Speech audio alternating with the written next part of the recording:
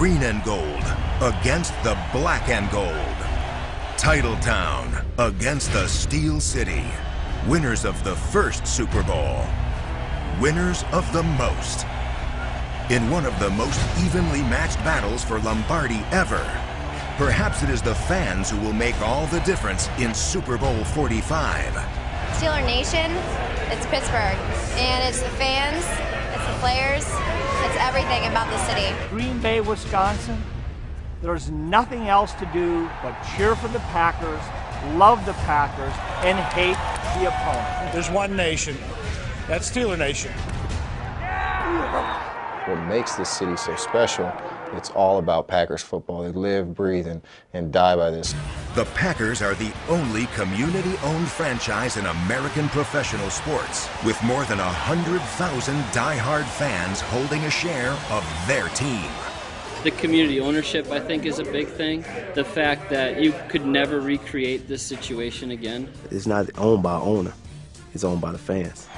And the fans appreciate this organization more than probably some of the players do. And for both fan bases, loyalty isn't something that's chosen, rather something handed down. It comes from birth.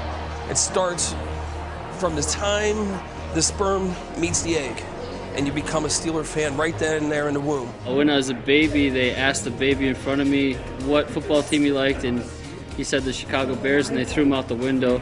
And then ever since then, I've been a Packers fan. When you're born in Western Pennsylvania, you get a birth certificate and a terrible towel. I grew up teething on a terrible towel. I went to high school where the Packers used to play. This is where the mud in the trenches started.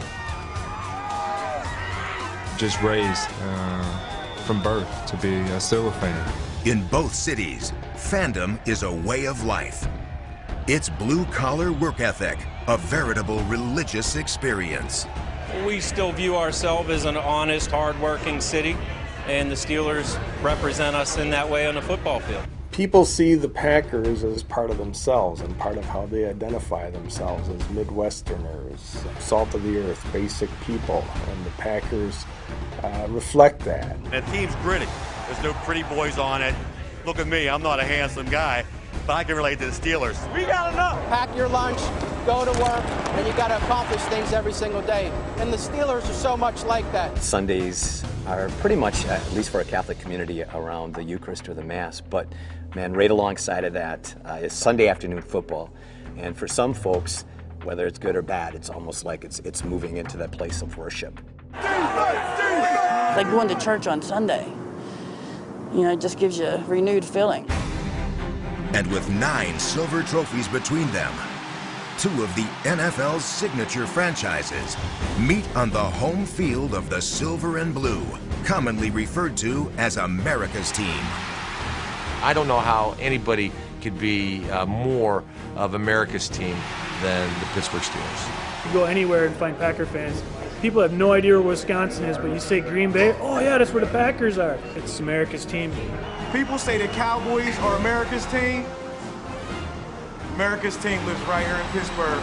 Super Bowl 45, a war of 2 nations. May the best fans win.